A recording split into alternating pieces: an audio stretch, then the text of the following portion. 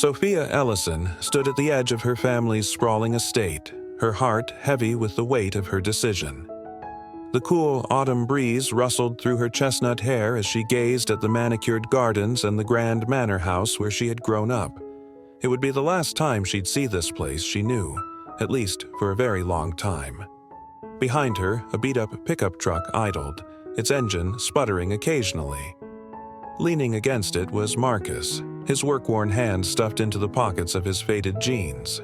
His eyes, a deep, soulful brown, watched her with a mixture of love and concern. "Are you sure about this, Soph?" he called softly. "We can still turn back." Sophia took a deep breath, steeling herself. She turned to face him, her green eyes shimmering with unshed tears. "No, I'm sure. There's nothing left for me here." The words hung in the air, heavy with finality. Just hours ago, she had stood in her father's study, her parents' faces twisted with disappointment and anger. The memory of their voices, raised in disbelief and disgust, still rang in her ears. "A mechanic? You're throwing away everything we've given you for a mechanic," her father had bellowed, his face turning an alarming shade of red. Her mother, always the picture of poise, had simply shaken her head, her lips pressed into a thin line of disapproval. "Darling, think about what you're doing. Think about your future." But Sophia had thought about it. She'd thought about little else for months. Ever since that fateful day when her car had broken down on the outskirts of town and a kind-eyed stranger in oil-stained coveralls had stopped to help her. Now, as she climbed into the passenger seat of Marcus's truck, she felt a strange mix of fear and exhilaration. The life she had known, the galas, the expectations, the suffocating pressure to be perfect, was behind her. Ahead lay uncertainty, but also freedom and love. As they drove away, the Ellison estate growing smaller in the rearview mirror, Sophia allowed herself a small smile. She reached over and took Marcus's calloused hand in hers, feeling the warmth of his skin against her own. "So," Marcus said, a hint of nervousness in his voice. "Where to?" Sophia laughed, a sound of pure joy and relief. "Anywhere. As long as I'm with you, anywhere is perfect." Little did Sophia know that anywhere would lead her on a journey far beyond anything she could have imagined. As they drove out of the affluent neighborhood and into the heart of the city, neither of them noticed the sleek black car that pulled out behind them, following at a discreet distance. The first few weeks of their new life together were a whirlwind of emotions for Sophia. She and Marcus had found a small apartment above a bookstore in a quaint part of town. It was nothing like the spacious room she had grown up in, but to Sophia it felt more like home than her family's mansion ever had. Every morning, she would wake up to the smell of a coffee brewing and the sound of Marcus humming off-key in the tiny kitchen. She'd watch him leave for work at the local garage, his coveralls slung over his shoulder, and then she'd set about trying to make sense of their new life. It wasn't easy. Sophia had never had to worry about bills or budgets before. The first time she went grocery shopping on her own, she'd stood in the middle of the store, overwhelmed by the choices and the prices. But slowly, day by day, she was learning. One evening, about a month after they'd moved in, Sophia was attempting to cook dinner when there was a knock at the door. She opened it to find a tall, distinguished-looking man in a crisp suit standing in the hallway. "Miss Ellison?" he asked, his accent hinting at a European origin. Sophia's heart skipped a beat. Had her parents sent someone to bring her back? "Yes, that's me," she replied cautiously. The man bowed slightly. "I apologize for the intrusion. My name is Nikolai Petrov. I'm here on behalf of His Royal Highness, Prince Alexander of Aldovia. He requests a meeting with you and Mr. Marcus Thorne." Sophia blinked, sure she had misheard. "I'm sorry, did you say Prince Alexander? Of Aldovia? I think you must have the wrong person." Nikolai's expression remained impassive. "I assure you, Miss Ellison, there is no mistake. The prince is most insistent on this matter. He will be in town for only a short while and wishes to meet with you both as soon as possible." Before Sophia could respond, she heard Marcus's footsteps on the stairs. He appeared behind her, his face etched with concern. "Soph? Everything okay?" Sophia turned to him, her mind whirling. "Marcus, this man says he's here on behalf of a prince who wants to meet with us. Do you know anything about this?" For a split second, something flashed across Marcus's face. Was it recognition? Fear? But it was gone so quickly that Sophia thought she must have imagined it. "A prince," Marcus said, his voice carefully neutral. "That's unexpected." Did he say why? Nikolai addressed Marcus directly. "Mr. Thorne, His Royal Highness did not share his reasons with me. He simply stressed the importance of the meeting. If you're amenable, he would like to see you both tomorrow evening at the Belmont Hotel." Marcus and Sophia exchanged a look of bewilderment. After a moment, Marcus nodded slowly. "I suppose we can meet him. Tomorrow evening, you said?" As Nikolai left with a promise to send a car for them the next day, Sophia turned to Marcus, her head spinning with questions. "Marcus, what on earth is going on? Why would a prince want to meet with us?" Marcus shook his head, his brow furrowed. "I have no idea, Soph, but I guess we'll find out tomorrow." That night, as they lay in bed, Sophia couldn't shake the feeling that something monumental was about to happen. She turned to Marcus, studying his profile in the dim light filtering through the curtains. "Are you sure you don't know anything about this prince or why he wants to see us?" Marcus was quiet for a long moment before answering. "No, I don't. But whatever it is, we'll face it together, okay?" Sophia nodded, snuggling closer to him. As she drifted off to sleep, she couldn't help but wonder what surprises the next day would bring. The following evening found Sophia and Marcus in the back of a luxurious town car, heading towards the Belmont Hotel.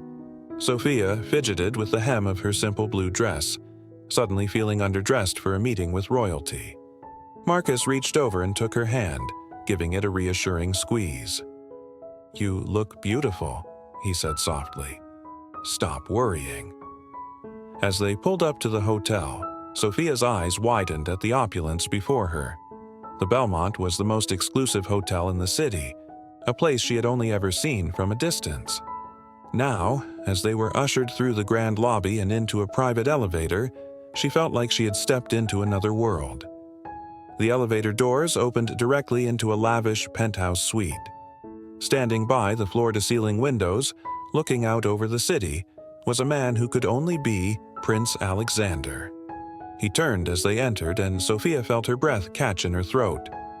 The prince was strikingly handsome, with piercing blue eyes and dark hair that fell in perfect waves. But it wasn't his looks that shocked Sophia. It was the uncanny resemblance he bore to Marcus. Prince Alexander's eyes locked onto Marcus, and a smile spread across his face. "Hello, brother," he said softly. The room fell into stunned silence. Sophia turned to Marcus, her mind reeling. "Brother," she whispered. "Marcus, what's going on?" Marcus stood frozen, his face a mask of conflicting emotions. When he finally spoke, his voice was barely above a whisper. "Alexander, I never thought I'd see you again."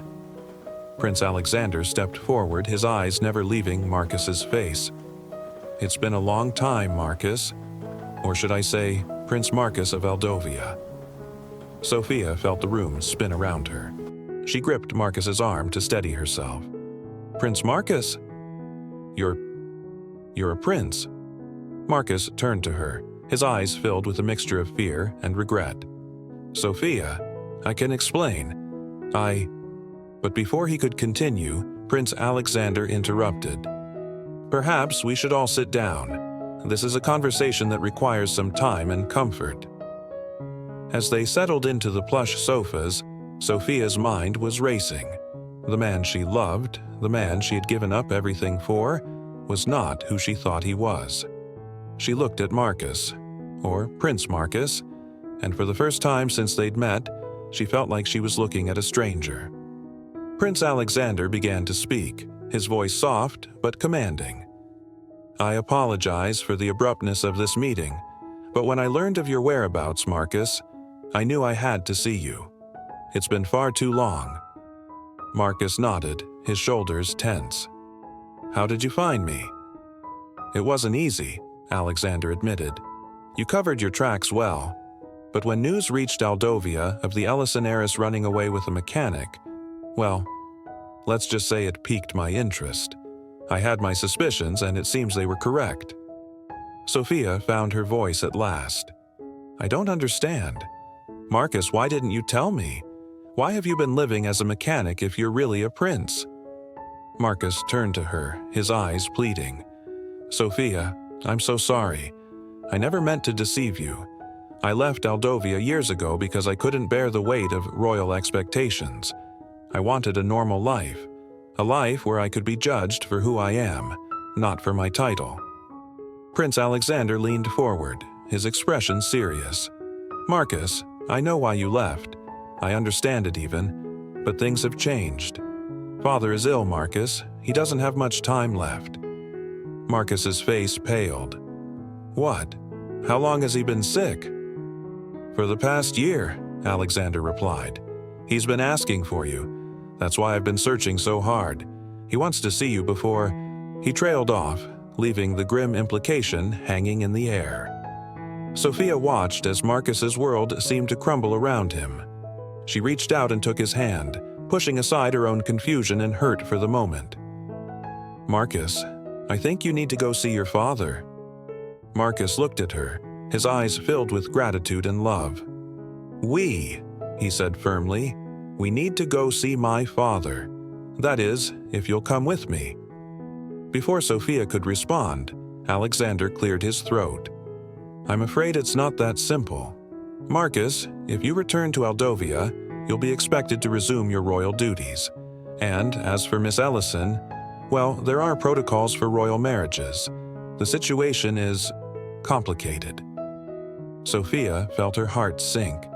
She had left behind one world of rules and expectations, only to find herself potentially stepping into another. She looked at Marcus, seeing the conflict raging behind his eyes.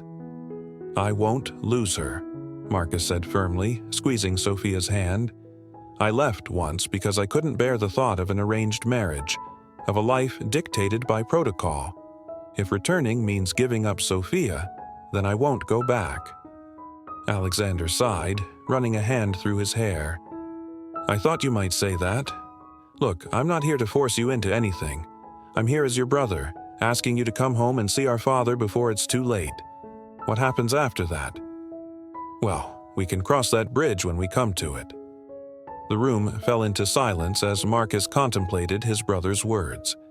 Sophia's mind was reeling, trying to process everything she had learned. The man she loved was a prince, a real, actual prince. And now he was being asked to return to a life he had fled from, a life that might not have room for her. Finally, Marcus spoke. "We'll go," he said softly. "But I need you to understand, Alexander.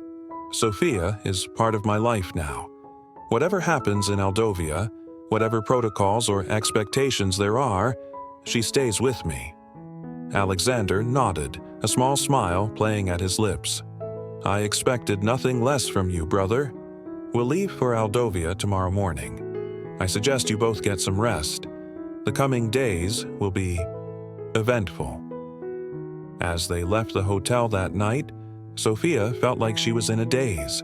The city streets seemed different somehow, as if the revelation of Marcus's true identity had altered the very fabric of reality. "I'm so sorry, Sophia," Marcus said as they walked, his voice heavy with regret. "I never meant for any of this to happen. I just wanted to live a normal life, to find someone who could love me for who I am, not for my title." Sophia stopped walking and turned to face him. "Marcus, or should I call you Your Highness now?" Marcus winced. "Please don't. I'm still just Marcus." "Are you?" Sophia asked, her voice trembling slightly. "Because I'm not sure I know who you are anymore.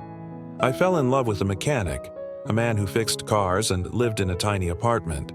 Now I find out you're a prince, heir to a throne in a country I've barely heard of. How am I supposed to reconcile those two people?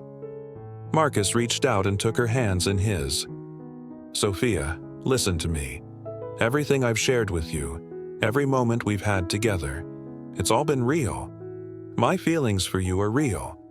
The only thing that's changed is that now you know about a part of my past that I've been running from. Sophia searched his eyes, looking for any sign of deception. But all she saw was the same warmth and love that had drawn her to him in the first place. I believe you, she said softly. But Marcus, what happens now? Your brother said there are protocols for royal marriages. What does that mean for us? Marcus sighed, running a hand through his hair. Honestly, I don't know. Traditionally, royals are expected to marry other nobles, or at least someone from a prominent family. But Sophia, I don't care about tradition.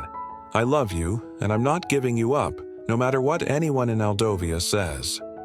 Sophia felt a warmth bloom in her chest at his words, but a nagging doubt still lingered. And what about your royal duties? If your father is ill, won't you be expected to take the throne? Marcus was quiet for a moment, his brow furrowed in thought. I don't know, he admitted. I've been away for so long, I'm not sure what the situation is.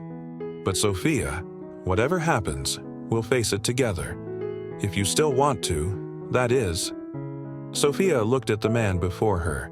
Prince or mechanic, he was still Marcus. Still the kind, gentle soul who had stolen her heart. She leaned in and kissed him softly. Of course I do. I love you, Marcus. Prince or no prince. The next morning found them boarding a private jet bound for Aldovia. As the plane took off, Sophia gazed out the window at the city below, watching as the only world she had ever known grew smaller and smaller.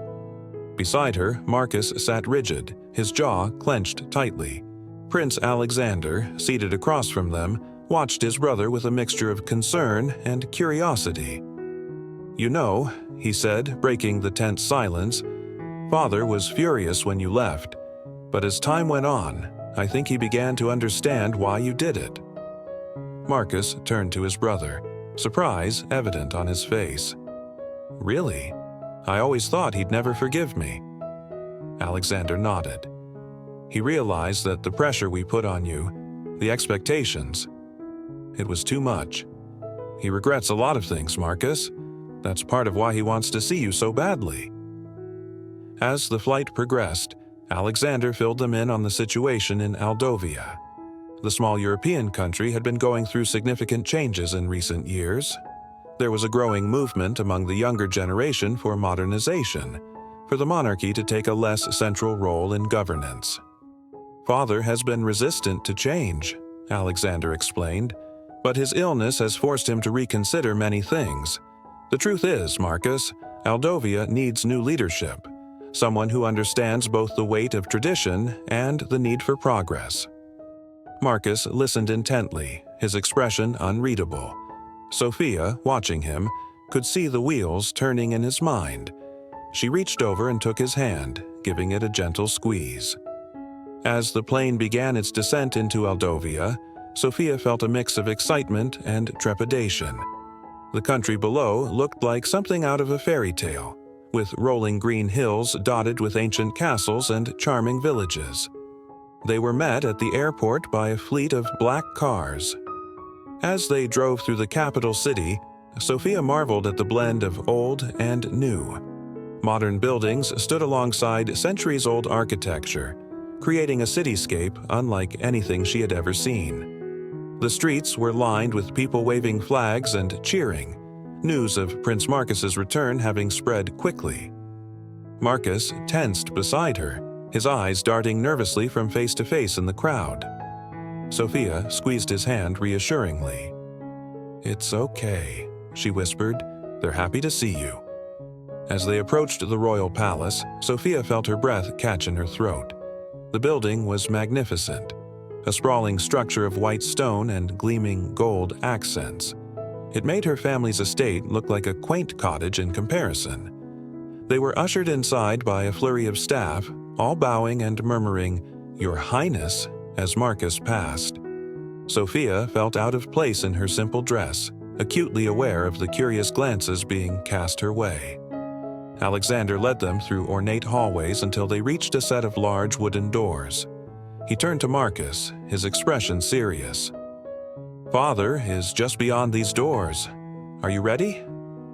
Marcus took a deep breath, squaring his shoulders. "As ready as I'll ever be," he said softly. He turned to Sophia. "Will you wait here for me? I think I need to do this part alone." Sophia nodded, giving him an encouraging smile. "Of course, I'll be right here when you're done." As the doors closed behind Marcus, Sophia found herself alone with Prince Alexander in the opulent hallway. An awkward silence fell between them. "So," Alexander said after a moment, "you're the woman who captured my brother's heart?" Sophia felt herself blush. "I suppose I am, Your Highness." Alexander waved his hand dismissively. "Please call me Alexander. We're practically family." He studied her for a moment, his blue eyes intense. "You know, when I first heard about Marcus running off with an heiress, I had my doubts. I thought perhaps you were just after his title." Sophia bristled at his words, but before she could respond, Alexander continued. "But now, seeing you together, I understand. You truly love him, don't you? Not the prince, but the man." "I do," Sophia said softly. "I fell in love with Marcus the mechanic. Finding out he's a prince doesn't change how I feel about him." Alexander nodded, a small smile playing at his lips. "Good, because I have a feeling my brother is going to need your support now more than ever." Inside the king's chambers, Marcus stood at his father's bedside, a lump forming in his throat. King Edward looked so much older than Marcus remembered, his once robust frame now frail and sunken beneath the blankets. "Marcus," the king said, his voice weak but filled with emotion. "My boy, you've come home." Marcus felt tears prick at his eyes. "Father, I'm so sorry.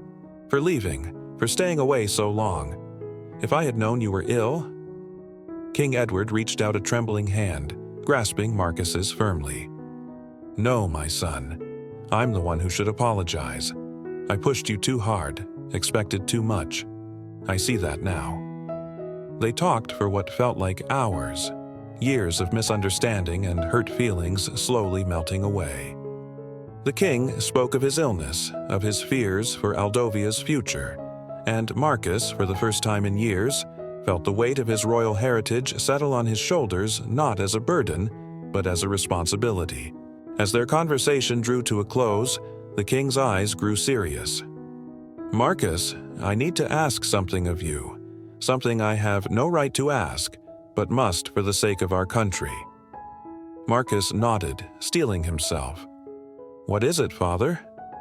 "I want you to take the throne," King Edward said. "Not immediately, but soon. Alexander's a good man, but he's too entrenched in the old ways. Aldovia needs fresh blood, new ideas. It needs you, Marcus." Marcus felt as though the air had been sucked from the room. "Father, I don't know if I can. I've been away so long. And Sophia, ... The king's eyes softened. "Ah, yes, the young woman you've brought with you. Tell me about her." As Marcus spoke of Sophia, of her kindness, her strength, her willingness to give up everything for love, he saw a change come over his father's face. The old man's eyes filled with tears. "She sounds remarkable," King Edward said softly, "and she reminds me very much of your mother. Marcus, bring her to me. I'd like to meet the woman who has captured my son's heart." When Sophia entered the room, she felt her heart racing. The king looked so frail, so human, lying there in his massive bed, but his eyes were sharp and alert as they studied her. "So," he said, his voice surprisingly strong, "you're the one who's turned my son's world upside down." Sophia felt herself blush. "Your Majesty, But the king cut her off with a wave of his hand. "No need for formalities, my dear. Come, Sit beside me." As Sophia perched on the edge of the bed, King Edward took her hand in his. "Tell me, do you love my son?" Sophia didn't hesitate. "With all my heart, Your Majesty." The king nodded, a small smile playing at his lips. "And if loving him meant giving up your own dreams? If it meant taking on responsibilities you never asked for?" Sophia felt Marcus tense beside her, but she kept her eyes on the king. "Your Majesty, when I fell in love with Marcus, I gave up everything I knew. My family, my inheritance, the life I had always known. I did it without hesitation because a life without Marcus isn't a life I want to live. Whatever challenges come with loving him, whatever responsibilities, I'm ready to face them, together." The room fell silent for a long moment. Then, to Sophia's surprise, the king began to laugh. It was a warm, rich sound that seemed to fill the entire room. "Oh, my dear," he said, wiping tears of mirth from his eyes. "You are exactly what this family needs, what Aldovia needs." He turned to Marcus, his expression growing serious once more. "My son, I know I have no right to ask this of you, but I believe, with all my heart, that you and Sophia could bring about the change Aldovia so desperately needs. Will you consider taking the throne?" Marcus looked from his father to Sophia, conflict clear in his eyes. I don't know if I'm ready, Father, and there are protocols, traditions." "Hang the protocols," the king said firmly. "Times are changing, Marcus. Aldovia must change with them. You and Sophia, you represent a new era, a bridge between the old world and the new." As Marcus struggled with the weight of his father's request, Sophia squeezed his hand. "Whatever you decide," she whispered, "I'm with you." In that moment, looking into Sophia's eyes, Marcus felt a clarity he had never experienced before. He turned back to his father, his decision made. "I'll do it," he said softly, "for Aldovia, for you, and for us." The days that followed were a whirlwind of activity. News of Prince Marcus's return and his acceptance of the crown sent shockwaves through Aldovia. There were those who welcomed the change, seeing Marcus as a symbol of progress and modernization. Others were more hesitant, clinging to tradition and wary of what Marcus's time away might mean for the monarchy. Through it all, Sophia stood by Marcus's side, a pillar of strength and support. She threw herself into learning about Aldovia's history, its customs, and its people. She met with advisors and diplomats, soaking up knowledge like a sponge.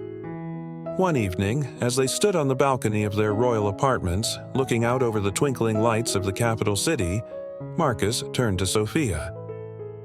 "Are you sure about this?" he asked softly. "It's not too late to back out. We could still run away, find a quiet corner of the world where no one knows us." Sophia smiled, reaching up to cup his cheek. "Marcus, I've never been more sure of anything in my life. This is where we're meant to be. This is our chance to make a real difference in people's lives." Marcus leaned into her touch, his eyes filled with love and gratitude. "How did I get so lucky?" he murmured. As the days turned into weeks, Sophia found herself facing challenges she never could have imagined. The royal court was a minefield of politics and centuries-old traditions. There were those who welcomed her with open arms, seeing her as a breath of fresh air. Others were less enthusiastic, viewing her as an outsider, unworthy of her place beside the future king. But Sophia refused to be cowed. She threw herself into charitable work, championing causes close to her heart. She visited schools and hospitals, listening to the concerns of ordinary Aldovians and working tirelessly to address them. Slowly but surely, she began to win over even her harshest critics. Her genuine compassion and tireless work ethic shone through, and the people of Aldovia began to see her not as an outsider, but as one of their own. As the day of Marcus's coronation drew near, Sophia found herself grappling with a new challenge, one she had never expected to face. She stood in front of the full-length mirror in their royal chambers, her hand resting lightly on her stomach. "Marcus," she called softly, her voice trembling slightly. "Can you come here for a moment?" Marcus appeared in the doorway, his brow furrowed with concern. "What is it, love? Is everything all right?" Sophia turned to face him, tears shimmering in her eyes. I think I'm pregnant." For a moment, Marcus stood frozen, his eyes wide with shock. Then a smile slowly spread across his face, lighting up his entire being. He crossed the room in 2 long strides, sweeping Sophia into his arms and spinning her around. "A baby?" he whispered, his voice filled with awe. "We're going to have a baby?" Sophia laughed through her tears, nodding. "It seems so. I know the timing isn't ideal, with the coronation and everything." But Marcus silenced her with a kiss. "The timing is perfect," he said firmly. "This is a sign, Sophia, a sign that we're on the right path. Our child will be born into a new Aldovia, one that we'll build together." As news of the pregnancy spread, it seemed to galvanize the country. The prospect of a new royal baby, a symbol of hope and renewal, captured the hearts of the Aldovian people. Even those who had been skeptical of Marcus and Sophia found themselves swept up in the excitement. The day of the coronation dawned bright and clear. As Sophia stood beside Marcus in the grand cathedral, watching as the crown was placed upon his head, she felt a sense of purpose unlike anything she had ever experienced before. This was their destiny, she realized, not just to rule a country, but to guide it into a new era. As they stepped out onto the balcony of the palace, waving to the cheering crowds below, Sophia felt a flutter in her stomach. She placed her hand there, smiling at the secret life growing within her.